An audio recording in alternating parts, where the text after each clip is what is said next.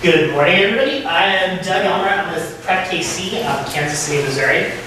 We're a nonprofit intermediary that started in 2006, really focused on helping students from across the heart of Kansas City think about not only what they wanted to be doing after high school, but then think about connecting them to the resources and opportunities experience we need to help them get there. Kansas City is, for any of you know, about 55 school districts across the metro area. We work with the districts kind of right across the heart of the urban core. So about 65,000 students, 4 out of 5 students identify as BIPOC students, about 4 out of 5 students qualify for free and reduced lunch based on household income. Our school district graduate about 3,800 kids a year into our workforce and into our community. And although they represent about 15% of the region's graduates, they represent about a third of our graduates of color and about half of our graduates who graduate from low-income households. So when you think about the connection between education and economic opportunity, both for those kids and for our city, it kind of runs through our school districts. And so we think a lot about what do we need to do to help our students get a leg up and get a jump start on what they want to do after college or after high school. And probably like many of you, we spent a lot of time over the past 15 years working with career academies. And 2016, looked at our class in 2014 and we found that not only were our high school graduation rates through the roof for career academy participants versus students from demographically matched high schools, but we had a 74% post-secondary enrollment rate compared with a 34% post-secondary enrollment rate for their peers. So we said, okay, this is really making a difference. Let's dig in a little bit deeper to why. And when we talked to alumni, when we talked to current students, when we talked to staff, they pointed to 2 things that really made a difference in the career academy experience. One was the opportunity to earn something beyond your high school diploma. The second thing was the social capital that those students were able to build as they engage with industry partners. And we distilled that and really started to think about it in terms of what we started calling market value assets. So what gives a kid a competitive advantage when they come out of high school? And these are the 4, these have evolved over time. We're really happy that these have been picked up and amplified by the Kauffman Foundation in Kansas City through their real world learning initiative. A lot of this has been adopted by our regional economic competitiveness plan, Casey Rising. But you can see there, when our kids graduate with either a credential, 9 or more college credits, the opportunity to do real work-based learning, or the opportunity to start their own business or create their own business plan, they're just showing that anecdotally, and we're starting to collect hard evidence on this, that they do much better after high school. So between now and 2025, Prep KC is trying to help 10,000 of our graduates across our high schools graduate with an MBA to really boost their chances of success. And when we started digging into this, we realized this isn't just a junior, senior year thing, this isn't just a high school thing, this is a K-12 thing. And we thought about it in terms of an initial kid. So we thought about Ella, and Ella's a high school senior and she's starting this amazing biotechnology internship. So she's sitting at breakfast that morning, she's talking with her family, she's like, boy, could you ever believe I would do this as a high school senior? And they started talking about it. And they said, well, yeah, we kind of do, because her family started talking about, you did that project on germs, and you were so fascinated by science in that project in 2nd grade, and you guys went on that Penn Valley trip, that's our local community college, and you saw the nursing bay with the simulations, and you realized you wanted to be a doctor. And you met a cancer researcher, and you thought that was amazing. But then, Ella is a composite of several kids we work with, but this one's actually true. She wanted to be a doctor until she went to summer camp and fainted at the sight of drawing blood. And so she had to rethink maybe her clinical career. But because she was able to interact with cancer researchers and folks who were doing really amazing research, she said, well, I can do bioscience and biotechnology, and that led her to that internship. Wow. So we like to show this to show that it's not just curriculum, it's not just what's going on inside the classroom, it's all of this across the ecosystem who are really impacting students. And I thought a lot about what Richard was saying this morning, that for us, there's a big equity issue in Kansas City that 9th grade is a really important milestone, and not every kid is showing up for 9th grade with the same experiences. So some kids are ready to hit the ground running and say, I want to be a cancer researcher, and I want this summer camp, and I want to take these courses, and I need to connect with these people. And other kids are saying, I know 3 jobs. The jobs they made movies about, or the jobs that people have in my family. And so what we think about a lot is, what does it look like to really level that playing field at critical milestones across K-12? I won't go into all of these, and definitely make sure the PowerPoint's available, but really, our elementary school work is about exposure and making sure kids know about all the amazing jobs that are out there, but with some calculated altruism, really letting them know the amazing jobs that drive the Kansas City regional economy. Really trying to think about, here are amazing things that you can do with companies and organizations in your own city. Middle school really focuses on exploration, and more what we're realizing is this isn't just giving students the chance to do hands-on interactions, which are really important.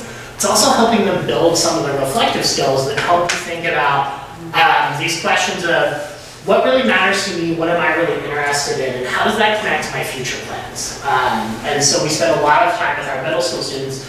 Leading up, for most of our kids, there's a big decision in either 8th or 9th grade about what academy, what pathway, what house, depending on the school district, but most of our schools are dividing their high schools in some sort of academy or pathway system at this point.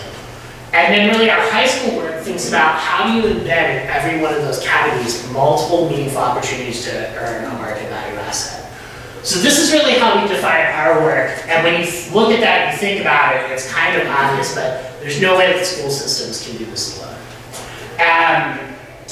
And I will come back. So our volunteer, a lot of our work is connecting our schools, which are not necessarily structured or staffed to do a lot of volunteer engagement. We really do a lot of that late work and connecting to the broader community.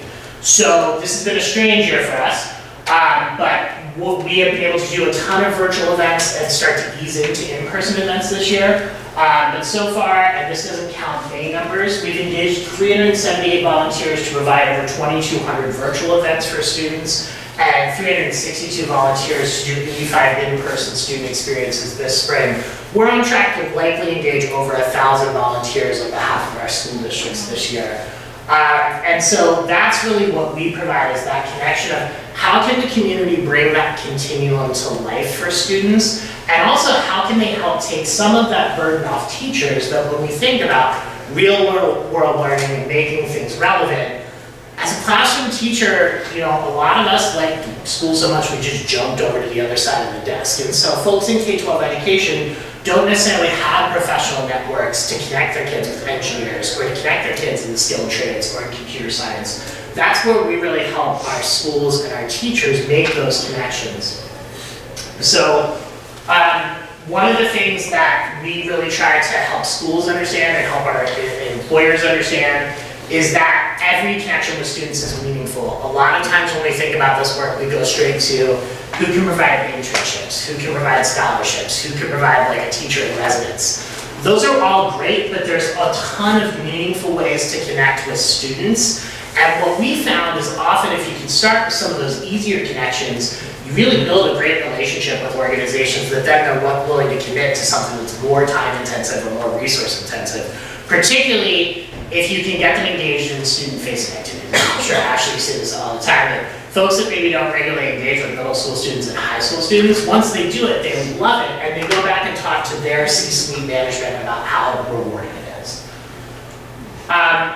Just a couple of things that we've learned about these community partnerships, and then I'll also go back to the school partnerships, is we as a region in Kansas City, and PrepKC has played a role in this, is really trying to align the outcomes and make this transparent, that we know that we have a huge crisis in our city, that we don't have enough line workers. Like 10 years from now, when a storm rolls through Kansas City, all the guys doing that work now are retiring, and we're not gonna have people to get up there and keep our power on. So aligning the outcomes of when we ask you to send volunteers to our career day, I know it's hard to pull a line worker crew to send the truck over to show middle school students, but if you're not exposing them to that, 10 years from now, there's nobody to know that job and to commit to that job to do the training they need. So really trying to align workforce priorities with what we're asking on behalf of school districts. The other thing, two things I just wanted to share really quickly, because we're living this as our volunteer demand increases.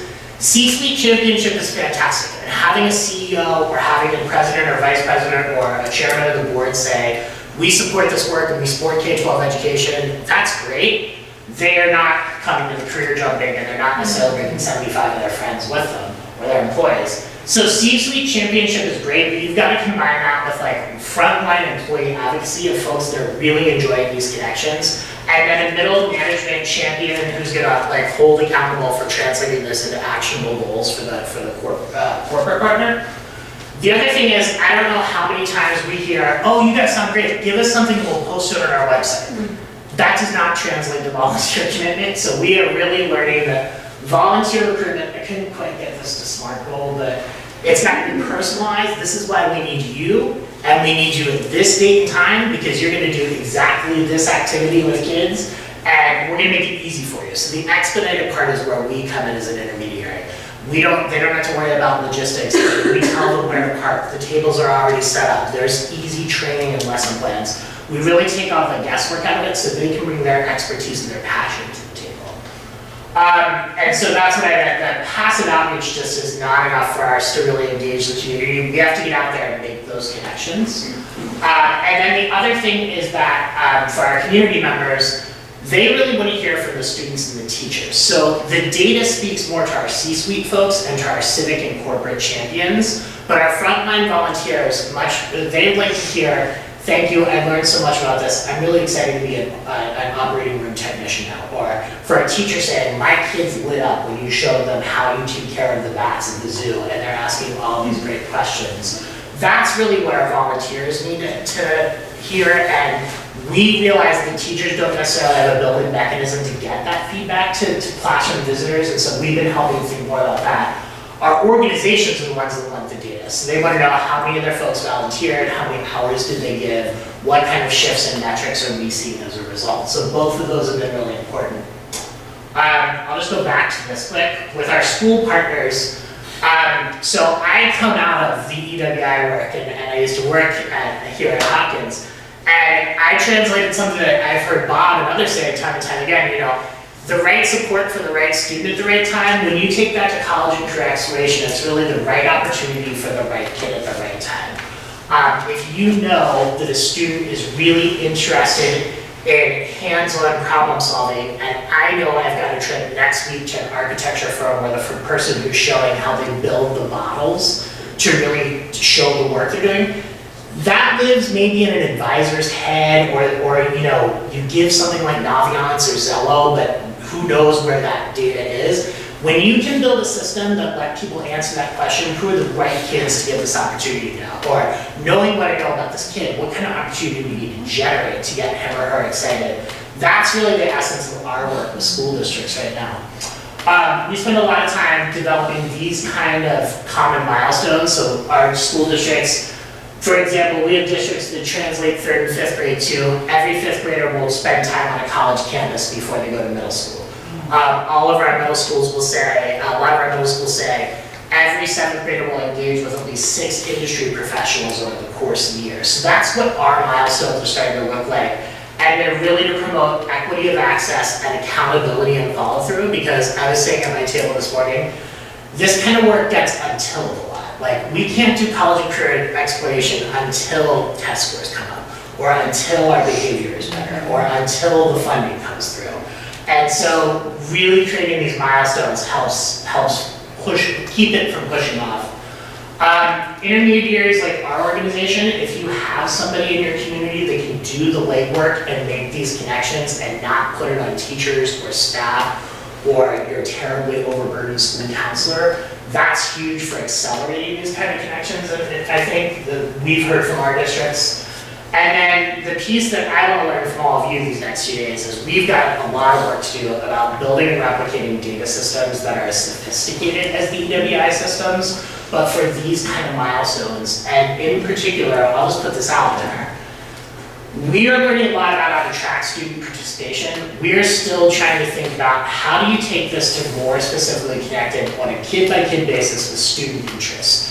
So our school district are using a lot of pretty good tools that are, the Agility Profiler, Zello, Naviance, various versions of the Holland inventory, but that data never meaningfully connects them with how they're designing individual kids' programs. So the same way we know a kid's not coming to school because they don't have transportation, I would like to be able to say which kid should be on this field trip, or what kind of industry professional should we be connecting, Teddy to next. So data is really a place where there's a lot of room for growth in this area. And so that's something that my organization is thinking a lot about, especially because I don't know about your states. Right now, Missouri and Kansas don't really require this, so this isn't considered core data the way attendance or course performance is. Some things in Missouri are changing, and I think that will kind of move things forward. But this is a place where we have a lot of room to go. When you get a copy of the PowerPoint, a couple other things I wanted to just point out. Resources that we have made available if folks are interested in taking a look. A few years ago, we wrote a Girls in STEM Playbook, and so when you get to PowerPoint, there's a link. A lot of the kind of activities for creating STEM ecosystems works really well for any kind of ecosystem. So there are a lot of organizers and guiding activities to really bring ecosystems together to have these conversations. The connector is, has anybody heard of Nepris? Okay, couple folks. The connector is really our localized version of Nepris. Nepris is a platform that brings industry professionals into the classroom. We initially started this in 2019 to scale, and it became essential in March of 2020 because it became the only way students were able to connect with industry volunteers the past 2 years. The awesome thing is it has taken off, and so for example, one of our largest districts, 96% of their elementary classrooms were able to connect with at least 2 industry professionals, even when the buildings were closed. Wow. And so the fact that we're able to still work with us across 28 elementaries in a pandemic was pretty heartening. And so if you want to check out that platform, that's the link.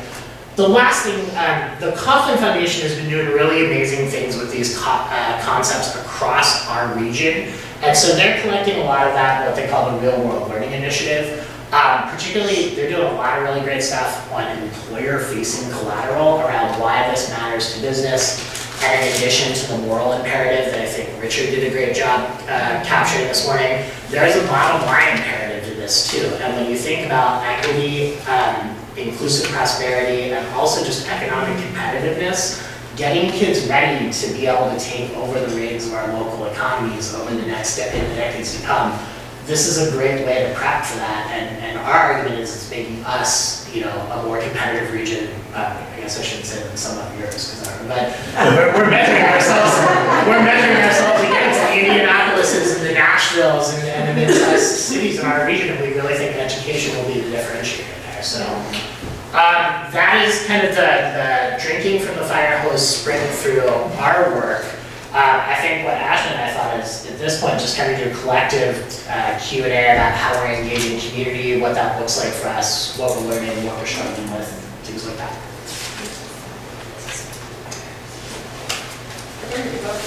Are you funded through the school system, or what resources fund your work? That's a great question.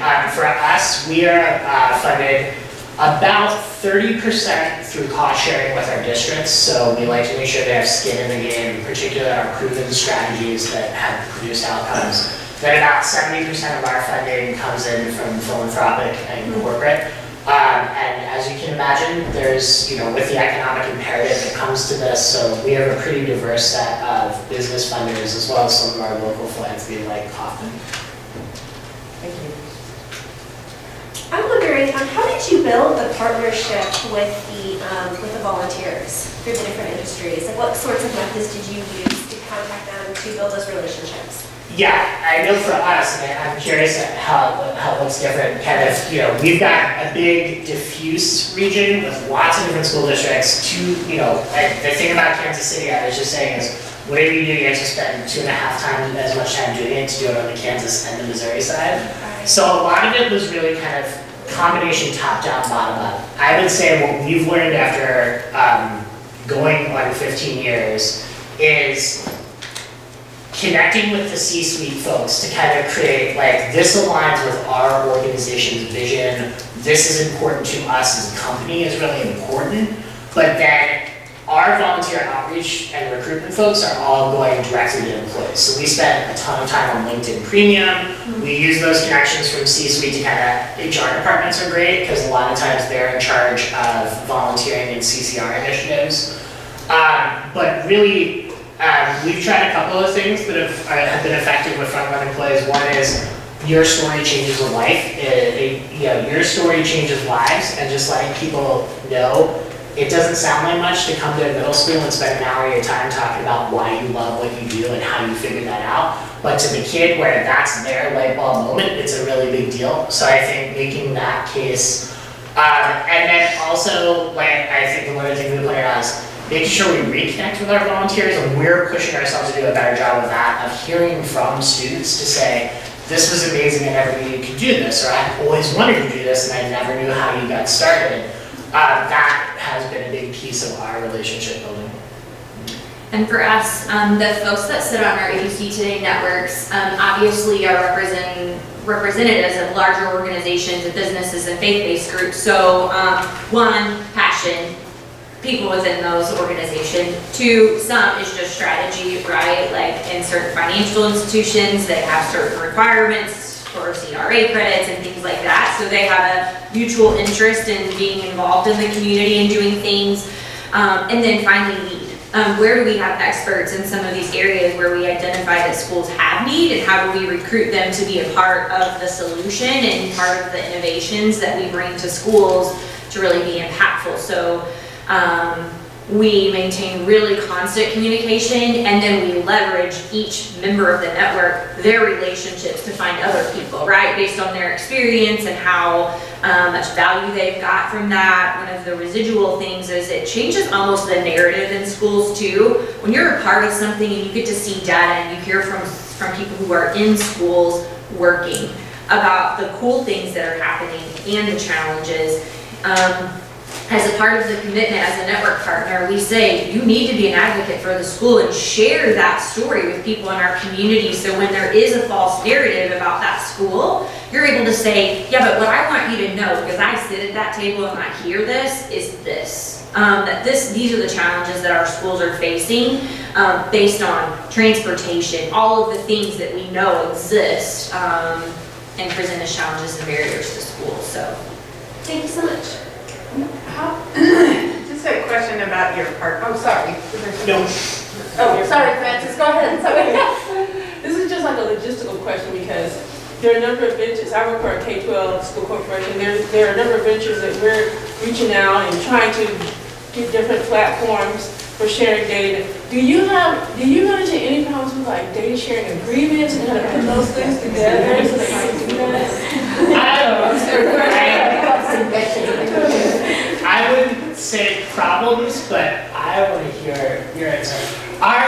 So we have MOUs with all of our partner school districts that allows us to pull student data.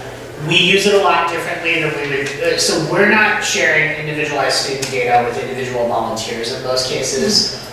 So I wouldn't say I'm easy, but I think compared to the UWI work, when you might be asking a community volunteer to talk to a student about their attendance or about their grades, I would love to learn more about that.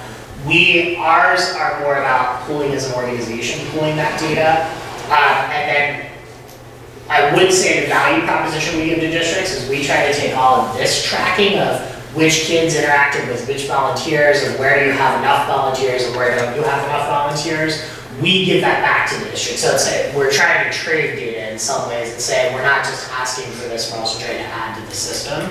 That being said, I think you guys might have a heavier burden. yeah, so I'll echo what Doug said. We have MOUs with every school district that we work with to adhere to FERPA regulations and make sure everyone's comfortable with that. And then individually for individual students that we work with, we have parent sign-offs that adhere to whatever that school district's standards are for data sharing for individual data because we don't want to get anyone in trouble, right? And then we also make sure that whoever partners with that school, and if they're working individually with students, we help set them up for success and coach and navigate how they can have those similar parent permissions so that they can have access to that data.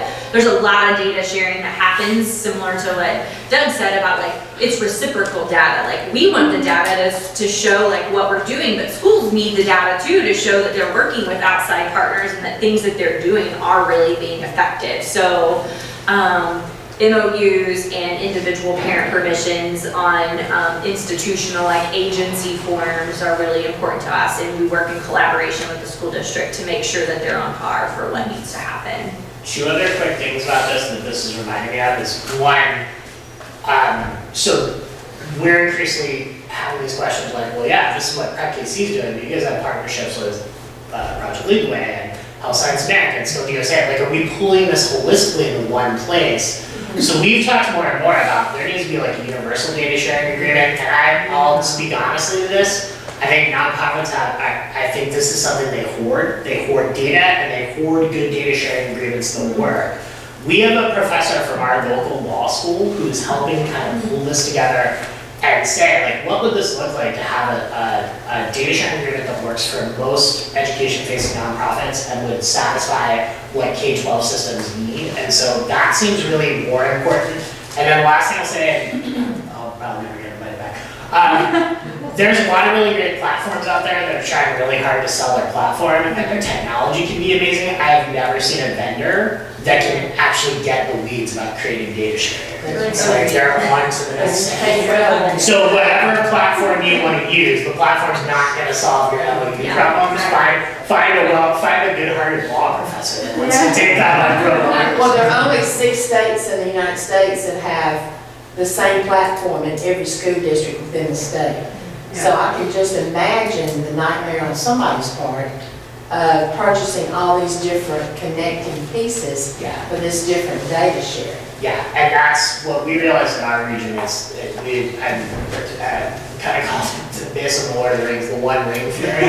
You're never going to convince like 55 districts, 2 states, and not counting charter organizations and nonprofits. You're never going to convince everybody to use the same product, so we need to figure out in the back end is the right processes that will allow folks kind of just share behind the scenes. Like we have the same platform in every school district, but we at the state have to pay for it. Interesting. That's actually a great segue into, so one of the things that we found in our region is that education is often trying to get industry to the table to support these pathways. And industry is often saying, why isn't education like creating workforce pathways? So we realized that we needed an intermediary, and that intermediary needed to be able to speak on behalf of or speak businessese, right? Like industry, the workforce development piece, and then bring education. So we partnered with our community, our Chamber of Commerce.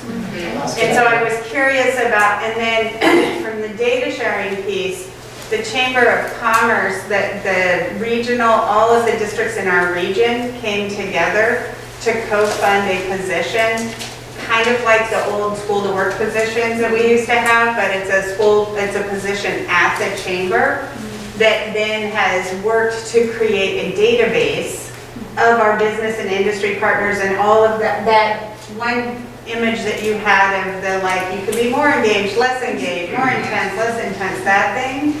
I love that image, and just trying to recreate it right now for a breakfast that we're hosting next week. But one of the reasons is that we're wanting to not have the district always have to be in the position of holding all of that information because we just don't have the bandwidth, and because regionally we're one of 5 districts in an area, we end up competing for some of the same partners if we don't work together. And so what we've structured through that chamber agreement is a data sharing agreement. And they're building a database through Group Trail. So I will highly say Group Trails is sort of open source. They'll build the database for you. And they have done some amazing work in building a partnership database and working really in hand with our collective efficacy group to integrate the data from our school information systems and the business industry partners. Now, most of us have slowed down on the student end of it because we're waiting for the business industry partner part of the database to get up and running, but ultimately it should be where a partner says, hey, we've got 5 internships, and a career coordinator at a high school could go straight there, plugging kids into that, and then you would know who's like from which district, and you'd be able to track if they're actually participating and what's happening with them. And then we have a 4 or 5-way data sharing agreement that I'm happy to, it's complex, and it's been a 2-year process, all that happened during the pandemic. But I'm curious, so that's just information, but my question is, how have you worked with chambers around all of this? For our part, a lot of this, to some extent, was top-down from the idea that, and in that STEM playbook that kind of goes into detail on some of this, but what they really provided is a snapshot of where the opportunities were likely to be over the next 20 years in Kansas City. And then they really provided some of the economic analysis of if we continue to fail to connect our underserved communities to those opportunities, here's what happens to us. Here's not just what happens to those individuals, here's what happens to us as a city if we do not tap into that resource and that potential. That really was a catalyst for our business community to sit up and pay attention. And then they are also doing some similar things with databases and things like that, but I think kind of almost the framing of it regionally as both an economic and moral imperative, and to say that as the business community, we want to dismantle some of the barriers that have been in place too long for a lot of our school districts. That for us was critical, and I can really say, over the past 3 or 4 years since they really launched this Casey Rising campaign, our chamber, along with a couple of other organizations have really led that. It's really changed how businesses think about connecting with K-12. That it's neither charity, nor it's like, all right, who's graduating that we can throw in frontline jobs for $8 an hour right now. It's like really this sustained, thoughtful discussion about the continuum. I guess maybe to continue the continuum, we were talking about connecting with K-12, but I'm also really interested, like, has there been any work to connect with higher ed institutions? And also, like, I guess one from the data side to like kind of know like how successful this is it changing students' employment possibilities, but also, I think that's sort of a place where we've done a lot of attention about getting students into college, through college, but I think the part that there's been less structured support around is helping students who are in college and connecting them to employers. And it seems like you have a whole lot of employers who are listening to you, but I'm kind of curious if there's been any efforts to think about how do you support students who are in college be able to find employment once they're done, especially since I think that's sort of like the ultimate goal of what you're trying to do. Do you want to talk about that? I think you guys might do more of that. So in our Good Futures program, that's exactly what we do. We're trying to follow what we call the E3, whether a student goes to employment, enlistment, or enrollment, and or neither, right, or any of them.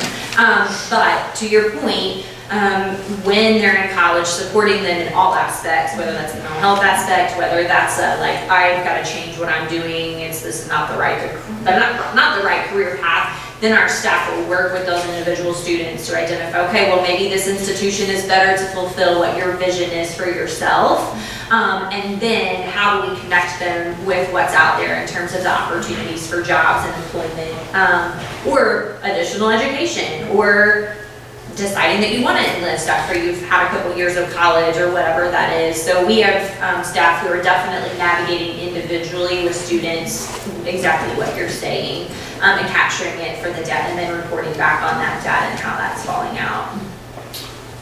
For us, I think some of this for us is unfortunately validation of some of what Richard shared this morning. So when we talk to our alums, we find a disturbing number of kids who did fantastic in high school programming. Many of them did fantastic in college, but at some point they hit 2 or 3 struggles. One is, a lot of our students, the reality is they need to make full-time wages in order to be able to afford to continue their education. They don't have the luxury of either or, and there's not enough good earn and learn opportunities in the Kansas City ecosystem. The second thing is transportation. I guess the technical term, transportation sucks in Kansas City. So too many of our kids are disconnected from opportunities and end up dropping out of college or passing on good jobs because they literally can't get there. And then the third thing is, and it's part of, though it's not end mental health, those things are all part of the mental health things that stack up. We're really wondering now if we need to expand our mission as an organization to include the first 18 to 24 months out of high school, or we need to find partners. The one other thing I know that's coming up a lot, and I don't know if this is true in other regions, there are a lot of companies who are thinking about this either from an HR perspective because they're looking at their retention metrics and their hiring metrics, but more and more they have diversity, equity, inclusion, and belonging folks who are also trying to think about this from a standpoint of how do we onboard and how do we create systems where young professionals can thrive. We're trying to figure out, they all need to come to the coalition meetings with the K-12 and the higher ed folks because that's a totally disconnected conversation in some ways in our region, and what we need to talk about is those first 2 years of employment are just as critical, whether it's after college or immediately after high school. If the system is set up for that to make, right now, too many companies, it sounds like there's no system set up to really ensure that I keep calling them kids, and I forget that they're 20 and 23. But they're not set up to thrive and succeed. It's sort of like we'll weed out whoever can make it through all these challenges. And that's gotta change. And so we're trying to bring those folks to the table for these conversations and see where that kind of leads us. Because I would say our higher eds are doing a great job. 80% of our kids stay in the region to go to college. Higher eds are doing a great job, but then they're facing the same frustration. We extend the scaffolds out to they get their degree, but then they're still struggling with our students are still struggling with the workforce.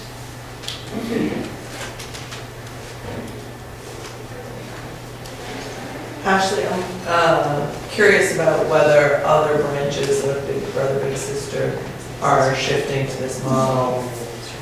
There are a lot of agencies who are looking at this collective impact model as we know that it just takes us all, right? Our agency can't work in silo to support our young people in every facet of their lives. And so really I think hopefully people are coming along in that it's gonna take collectively, we're gonna have to build relationships with people, the Chamber of Commerce, the banks, the faith-based, it really is gonna take us all to support our students more and their families more holistically. So we've been in a lot of conversations with other agencies about how they're expanding in this space as well.